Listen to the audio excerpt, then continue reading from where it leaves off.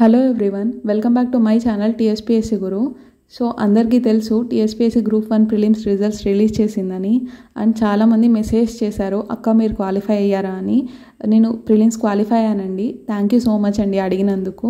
And నన్ను చాలామంది ఏ test series join అయ్యారు మెయిన్స్ కోసం అని అడిగారు. నేను ఎందులోనూ జాయిన్ అవ్వలేదండి ఇంకా. సో చాలామంది అనుకుంటారు గ్రూప్ 1 మెయిన్స్ అంటే ఆన్సర్ రైటింగ్ చాలా కష్టం అని. నిజంగానే కష్టం అండి. అలా అని అది బ్రహ్మ విద్య కాదు. మనం కూడా ప్రాక్టీస్ చేస్తే ఖచ్చితంగా వస్తుంది. సో టెస్ట్ సిరీస్ జాయిన్ అవుతానో, కోచింగ్ ఇన్స్టిట్యూట్ జాయిన్ అయితేనో ఇది వస్తుందని చెప్పను. సో ఫస్ట్ థింగ్ ఏంటంటే ఆన్సర్ రైటింగ్ మీద భయం తీసేయండి. మీకు ఒకవేళ కంటెంట్ ఉంటే ఖచ్చితంగా ఆన్సర్స్ రాయగలుగుతారు. మీరు చేయాల్సిన ఫస్ట్ థింగ్ ఏంటంటే ప్రీవియస్ యూపీఎస్సీ టాపర్స్ ఉంటారు కదా, వాళ్ళ వీడియోస్ చూడండి, వాళ్ళ ఆన్సర్ కాపీస్ చూడండి, ఎస్ఏ కాపీస్ చూడండి. వాళ్ళ ఆన్సర్స్ ఎలా ఉన్నాయి, వాళ్ళ ఆన్సర్స్ ఎలా రాశారు, ఎక్కడ స్టాప్ జరిగిందంటే ఎక్కడ క్వశ్చన్ని ఎంతవరకు అర్థం చేసుకుని ఎలా రాశారు అనేది ఆలోచించండి. అవన్నీ చూసి అర్థం చేసుకోండి.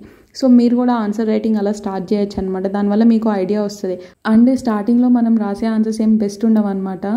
సో చాలా ఇంప్రూవ్మెంట్స్ కావాలి. కానీ రాస్తున్న కొద్దీ ఖచ్చితంగా ఇంప్రూవ్ అవుతారు.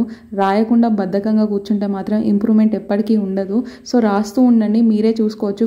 ఒక 10 to 15 డేస్ తర్వాత మీ ఆన్సర్స్ ఖచ్చితంగా ఇంప్రూవ్ అవుతాయి. అంటే యూపీఎస్సీ టాపర్స్ కాపీస్తో మీరు కంపేర్ చేసుకుంటే దానంత బెస్ట్ ఉండకపోవచ్చు, కానీ ఖచ్చితంగా రెగ్యులర్గా రాస్తూ ఉన్న కొద్దీ ఆన్సర్స్ అనేవి ఇంప్రూవ్ అవుతాయి అనమాట.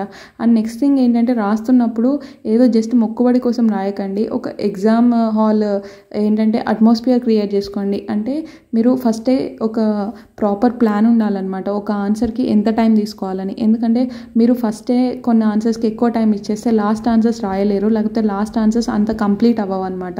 సో దాని బదులు సపోజ్ ఒక 5 ఆన్సర్స్ ఉన్నాయనుకోండి, 5 ఆన్సర్స్లో 3 అవర్స్లో రాయాలంటే ఎన్ని మినిట్స్ ఒక ఆన్సర్కి ఇవ్వాలి అనుకోండి. సపోజ్ 10 మినిట్స్ ఇవ్వాలనుకోండి, ఒక 2 మినిట్స్ ఆన్సర్ థింకింగ్కే వెళ్తుంది. సో ఆ థింకింగ్ అయిపోయాక ఆ 8 మినిట్స్లోనే ఆన్సర్ ఫినిష్ చేయాలి. ఆ 8 మినిట్స్ అంటే 7 మినిట్స్లో ఆన్సర్ ఫినిష్ చేయాలి. 1 మినిట్లో మళ్ళీ ఆన్సర్ చెక్ చేసుకోవాలన్నమాట, అన్నీ కరెక్ట్ ఉన్నాయా లేదా. సో టైం మేనేజ్మెంట్ అనమాట. సో ఇప్పటి నుండే రాస్తున్నప్పుడు మీరు ఖచ్చితంగా టైమర్ సెట్ చేసుకోండి. సో దానివల్ల మీ స్పీడ్ కూడా ఇంప్రూవ్ అవుతుంది అనమాట. అండ్ నెక్స్ట్ థింగ్ వచ్చేసి ఏ ఇన్స్టిట్యూట్ జాయిన్ అవ్వాలని. సో ఏదైనా ఇన్స్టిట్యూట్ జాయిన్ అయ్యే ముందు రివ్యూస్ తీసుకోండి ప్రాపర్గా. అంటే చాలామంది 2 years బ్యాకే కోచింగ్ జాయిన్ అయ్యారన్నమాట. సో వాళ్ళ దగ్గర నుంచి రివ్యూస్ కలెక్ట్ చేయండి. ఆ ఇన్స్టిట్యూట్ వాళ్ళు బాగా చెప్తున్నారా లేదా, అంటే బాగా ఎవాల్యుయేట్ చేస్తున్నారా లేదా ఆన్సర్స్. ఎందుకంటే గ్రూప్ 1కి ఆన్సర్ ఎవాల్యుయేషన్ చాలా ఇంపార్టెంట్ కాబట్టి. వాళ్ళు ఎవాల్యుయేట్ చేసే వాళ్ళు ఎవరు, ఫ్యాకల్టీయా, ఎక్స్పీరియన్స్డ్ వాళ్ళ, లేకపోతే యూపీఎస్సీ మెయిన్స్ అన్న టీఎస్పీఎస్సీ మెయిన్స్ అన్న ఇచ్చిన వాళ్ళ. సో అలాంటి వాళ్ళతోనే ఆన్సర్ ఎవాల్యుయేషన్ బెటర్గా ఉంటుంది. ఏమీ తెలియని స్టూడెంట్స్ ఎవాల్యుయేషన్ ఇస్తే వాళ్ళకే ఏం తెలీదు. సో మన ఆన్సర్స్ ఖచ్చితంగా ఇంప్రూవ్ అవ్వవు అనమాట. సో ఇలాంటి పాయింట్స్ అన్నీ కన్సిడర్ చేసి అప్పుడు ఏదైనా ఇన్స్టిట్యూట్లో జాయిన్ అవ్వండి.